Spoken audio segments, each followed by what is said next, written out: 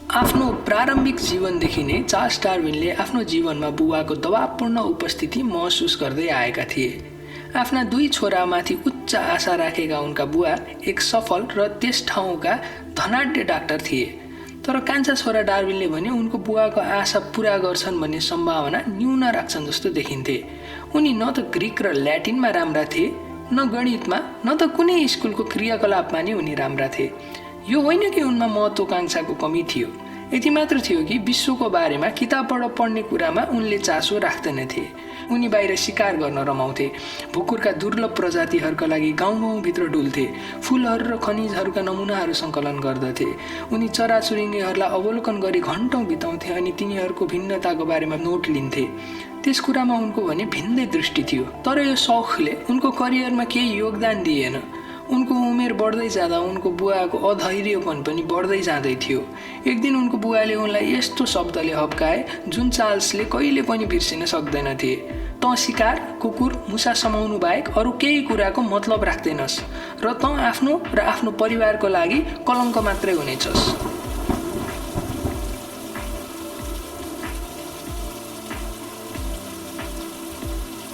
जब Charles 15 वर्ष लागे उनको बुवा उनको जीवनमा बढी सक्रिय हुने निर्णय गरे। उनको पिताले उनलाई एडनबर्गको मेडिकल स्कुलमा पठाए, तर चार्ल्सलाई यो असहनीय हुन गयो र उनी त्यहाँबाट ड्रप आउट भए अथवा निकालिए। उनको लागि करियर खोज्ने दृढ सङ्कल्पमा बुवाले छोराका लागि चर्चको पादरीको भावी स्थान सुरक्षित गरे। यस्तो ओहदाको लागि एकमात्र आवश्यकता भने प्रख्यात विश्वविद्यालयबाट एउटा डिग्री थियो र यसैले गर्दा चार्ल्स क्याम्ब्रिजमा भर्ना भए। एकचोटि फेरि औपचारिक शिक्षामा उनले आफ्नो असन्तुष्टिको सामना गर्नु पर्यो। उनले सक्दो कोसिस गरे अनि वनस्पति शास्त्रमा आफ्नो रुचि विकास गरे र उनका प्रशिक्षक प्रोफेसर हेन्स लोसँग राम्रो मित्रता बनाउने अवसर पनि प्राप्त गरे। उनले कडा मेहनत गरे र आफ्नो बुवाको लागि राहत स्वरूप झुन्डिएर 1931 मेमा आर्ट्समा स्नातक प्राप्त गरे। आफ्नो स्कुली शिक्षा सदाको लागि समाप्त भयो भन्ने आशामा चार्ल्स ग्रामीण अङ्ग्रेजी इलाकाको भ्रमणमा गए, जहाँ उनी केही समयको लागि आफ्नो भविष्यको चिन्तनलाई भुलेर बाहिरी जगतमा घुम्ने आफ्नो जोस अथवा प्यासनमा सामिल भए। अगस्तको अन्त्यमा उनी घर फर्केपछि उनी प्रोफेसर हेन्सलोबाट उनको प्रतीक्षा गरिरहेको पत्र देखेर छक्क परे। प्रोफेसरले चार्ल्सलाई HMS बेगलमा अनपेड इन्टर्नसिप अथवा ज्याला नपाउने रूपमा प्रकृतिविदको पदको लागि सिफारिस गरेका थिए। HMS बेगल विभिन्न तटवर्ती क्षेत्रको सर्वेक्षण गर्दै गर्न केही महिनामै विश्वभरको लागि यात्रामा छुट्न लागेको थियो। आफ्नो कामको एक भागको रूपमा चार्ल्सले बाटोबाट जीवन र खनिजका नमुनाहरू सङ्कलन गरी इङ्ल्यान्ड जाँचको लागि पठाउनु पर्ने हुन्थ्यो। स्पष्टतः हेन्सलो त्यस जवान केटोको नमुना सङ्कलन गर्ने र त्यसलाई चिन्न सक्ने सन्दर्भको उल्लेखनीय कौशलबाट प्रभावित भएका थिए। यो प्रस्तावले चार्ल्स भ्रमित भए। उनले त्यत्रो टाढा यात्रा गरी एक प्रकृतिविदको रूपमा करियर अनुसरण गर्ने सोचेका थिएनन्। उनले यसबारे सोच्नु अघि नै उनीमा आफ्नो बुवाले भने बमोजिम चर्चको प्रस्ताव स्वीकार गर्नै पर्ने करबल थियो। उनी एक प्रशिक्षित वैज्ञानिक पनि थिएनन् र यो विषयमा अनुशासनको अभाव नै थियो उनमा। यसबाहेक यस यात्रामा धेरै वर्ष लगाउनु पर्ने कारण उनको बुवाले चर्चमा उनको लागि सुरक्षित पारेको पद समेत खतरामा पर्ने डर थियो। उनका बुवा यति जिद्दी र प्रेरक किसिमका मान्छे थिए कि चार्ल्सले पितासँग सहमत हुनै पर्यो र उनले हेन्सलोको प्रस्तावलाई अस्वीकार गर्ने निर्णय गरे। तर केही दिनपछि उनले यो यात्रा र यो कस्तो हुन सक्छ भन्ने कुरा बारेमा सोचे। जति उनले कल्पना गर्दै गए त्यति उनको मन मोहक हुँदै गयो। सायद यो उनको शरणस्थल बचपनको नेतृत्व पछिको साहसिक कार्य हुनको कारणको आकर्षण थियो, वा यस ग्रहबाट जीवन खोजी गर्ने अवसरको प्रस्ताव, वा यो पनि हुन सक्छ कि उनले आफ्नो बुवाबाट टाढा गएर आफ्नै बाटो पत्ता लगाउनु पर्ने आवश्यकता। कारण जेसुकै भए तापनि उनले चाँडै नै आफ्नो निर्णय बदलेर हेन्सलोको प्रस्ताव स्वीकार गर्न चाहन्छन्। एक काकालाई आफ्नो पक्षमा खडा गराएर उनले आफ्नो बुवाको अत्यन्त अनिच्छुक हुन्छ जुटाउन सफल हुन्छन्। जहाज प्रस्थान गर्नु पूर्व चार्ल्सले बिगलका कप्तान रोबर्ट फिट्जरॉयलाई लेखेका थिए, यसपछि मेरो दोस्रो जीवन सुरु हुनेछ र यो मेरो बाँकी जीवनका लागि जन्मदिन हुनेछ।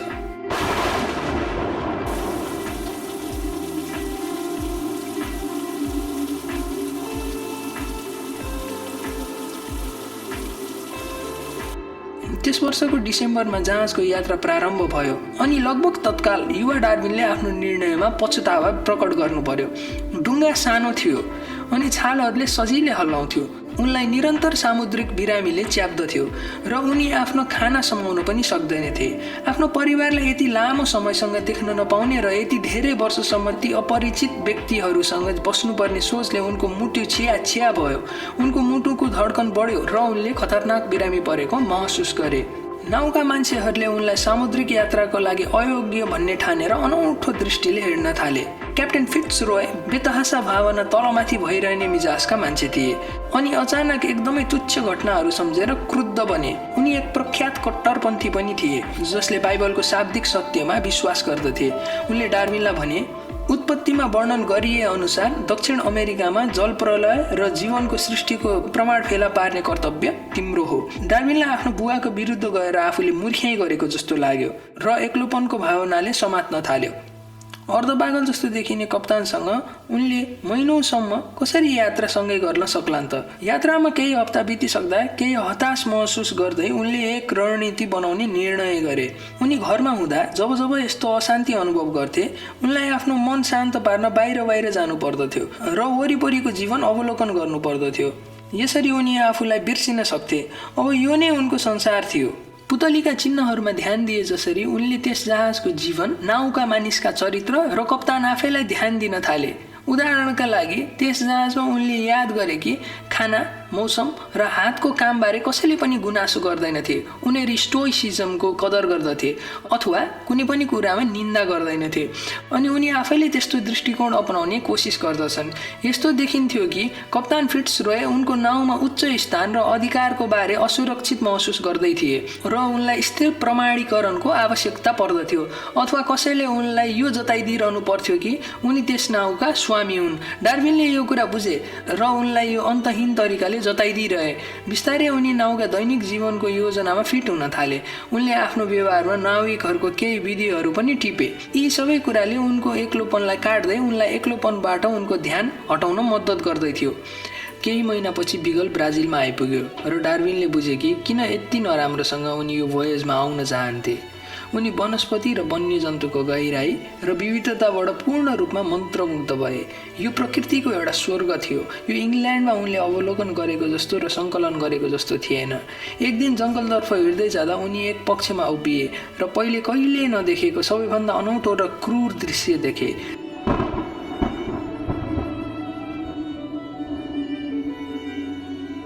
सानो काली कमिलाहरू मार्च गर्दै थिए। मार्च 100 मिटर लामो थियो जसले उनीहरूको मार्चमा भएका सबै जीवित प्राणीहरू निल्दथे। जहाँ जहाँ उनी घुम्न गए अधिक नयाँ जीवनको साथ जङ्गलमा बाँच्नको लागि कडा सङ्घर्षको उदाहरणहरू देखे।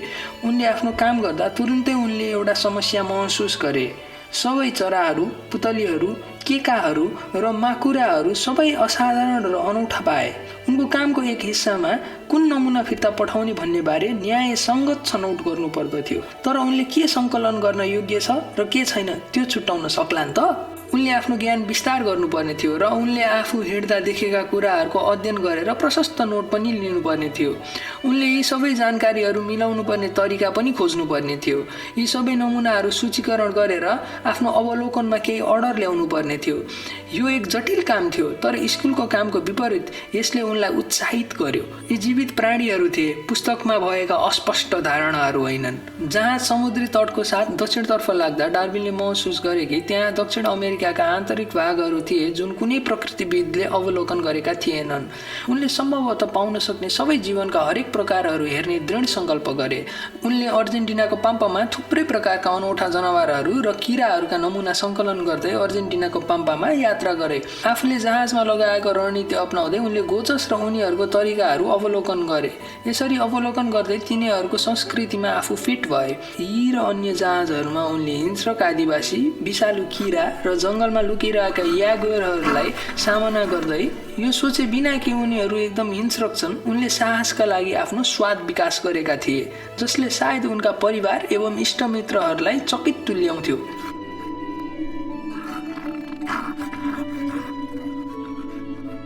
बुएनस एयर्सको 400 माइल दक्षिणमा रहेको समुद्री किनारमा डार्विनले यस्तो चिज पत्ता लगाए जुन आउँदो धेरै वर्षसम्म उनको सोचाइको केन्द्र हुनेछ।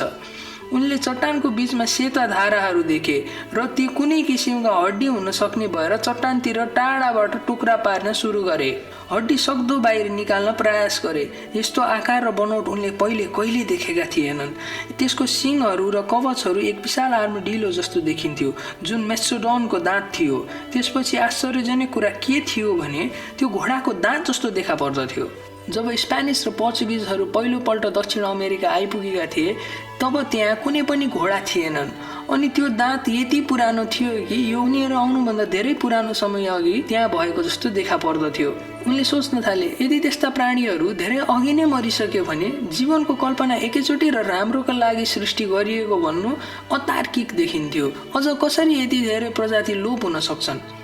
के यस ग्रहमा जीवन निरन्तर प्रवाह र विकासको स्थितिमा हुन सक्छ? महिनापछि फिर्ता पठाउन दुर्लभ भौगोलिक नमुनाहरू खोजी गर्दै उनी उच्च एन्डिजको यात्रा गर्दै थिए। करिब 12,000 फिटको उचाइमा उनले सिसेलहरूको जीवाश्म र सामुद्रिक चट्टानको भण्डारहरू भेट्टाए जुन त्यस उचाइमा भेटिनु आश्चर्यजनक कुरा थियो। जब उनले तिनीहरू र वरपरका वनस्पतिहरूको अध्ययन गरे उनले अनुमान गरे कि यी हिमालहरू एक समय एटलान्टिक महासागरमा उभिएका थिए। सायद हजारौं वर्ष पहिले ज्वालामुखीको श्रृङ्खलाले तिनीहरूलाई उच्च उठाएको हुनुपर्दछ। बाइबलमा भएका कथाहरूलाई समर्थन गर्नुको सट्टा उनले फेला पारेका प्रमाणहरूले विपरीत कुराको पुष्टि गर्दै थियो। यात्रा अघि बढ्दै जाँदा डार्विनले आफूमा केही स्पष्ट परिवर्तनहरू देखे। कुनै पनि कुराबाट एकछिनमै अल्छी मान्ने डार्विन अब दिनको सबै घण्टा श्रम गर्न सक्ने भए।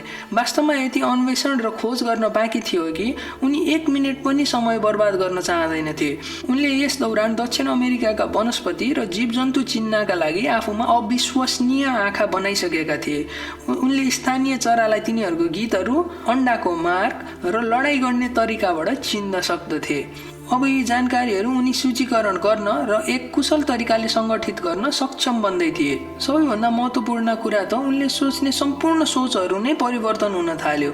उनी अवलोकन गर्दछन्, पढ्दछन् र त्यसबारे लेख्दछन् अनि त्यसपछि अझ अवलोकन गर्दछन् अनि सिद्धान्त विकास गर्दछन्। सिद्धान्त र अवलोकनले एक अर्कालाई ऊर्जा थप्दै थियो। उनले अन्वेषण गरेका संसारका थुप्रै पक्षहरूका बारे पूर्ण विवरणहरू उनको मगजमा आफै फैलिरहेका थिए। सेप्टेम्बर 1835 मा बिगलको दक्षिण अमेरिकाको पेसिफिक कोस्ट छोडेर लगभग खाली टापुहरूको एक श्रृङ्खला थियो जसलाई ग्यालापोज भनिन्छ। यस टापुमा उत्रिन साथ डार्विनले महसुस गरे कि यहाँ केही फरक थियो। यो सानो भूमिमा जीवनको घनत्व थियो जुन अरू जस्तो देखिँदैन थियो। हजारौं कालो समुद्री इगुआनहरू उनको वरिपरि समुद्रको किनारमा र थोरै पानीमा पनि घुमिरहेका थिए। किनारको वरिपरि 500 पाउन्डको कछुवा ढिला सुस्ती गर्दै चल्दै थियो। सीलहरू, पेन्गुइनहरू र उडान बिना कोर्मोरन्ट्सहरू सबै चिसो पानीका प्राणीहरू एक ट्रपिकल टापुमा बसोबास गर्दछन्। हप्ताको अन्त्यसम्ममा उनले यस एकमात्र टापुमा जमिन चराहरूको 21 अद्वितीय अनौठो प्रजातिका गणना गरे। उनको जार एकदमै अनौठो बोट बिरुवा, सर्पो, छेपारो, माछा र किराहरूले भरिन थाल्यो। बिगलमा फर्केर यात्रा गर्दा उनले सङ्कलन गरेको नमुनाहरूको उल्लेखनीय सङ्ख्या र सूची देखे। ती सबैले पूर्णतया नयाँ प्रजातिहरूको प्रतिनिधित्व गर्दछन् भन्ने तथ्यबाट उनी प्रभावित भए। त्यसपछि उनले अझ उल्लेखनीय खोजीहरू पनि गरे। प्रजातिहरू टापुदेखि टापुमा फरक थिए, यद्यपि तिनीहरू केवल 50 माइलका दूरीमा थिए।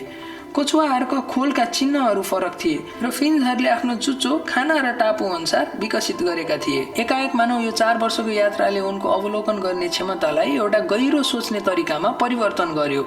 उनको दिमागमा एउटा क्रान्तिकारी सिद्धान्त आयो। एन्डिजको जस्तै ज्वालामुखीको विस्फोटनले यी टापुहरू पनि पहिले पानीबाट धकेलिएका हुन सक्छन्। सुरुमा त्यहाँ कुनै पनि जीव थिएनन्। बिस्तारै चराचुरुङ्गीहरूले भ्रमण गरे र बिउ जम्मा गरे अनि त्यहाँ विभिन्न जनावरहरू आए। छेपाराहरू र किराहरू काठमा तैरिँदै आए। कछुवाहरू सामुद्रिक प्रजातिका एक मूल रूपमा तैरिँदै आए। हजारौं वर्षमा त्यहाँको जीवहरूले आकार र प्रक्रिया परिवर्तन गर्दै आए। खाना र बचाउ गर्दै आफ्नो अनुकूल जीवन चक्र चलाए। अनुकूल मिलाउन नसक्ने जीव अर्जेन्टिनामा भेटिएका ती ठूला प्राणीका जीवाश्महरू चाहिँ समाप्त भए। यो बाँच्नका लागि निर्दयी सङ्घर्ष थियो।